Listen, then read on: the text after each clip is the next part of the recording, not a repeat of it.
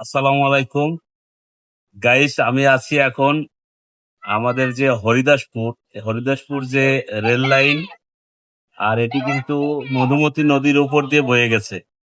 আর দেখেন, মানুষ চলাচলের জন্য রাস্তার পাশে একটি রাস্তার মতো করা হয়েছে।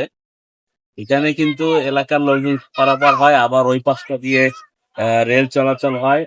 আর আমরা কিন্তু আপনাদেরকে এই হরিদাসপুরের যে রেল স্টেশন আর সুন্দর যে রেল ব্রিজ, অর্থাৎ এই মধুমতি নদীর উপর দিয়ে যে ব্রিজটা বয়ে গেছে, অত্যন্ত সুন্দর।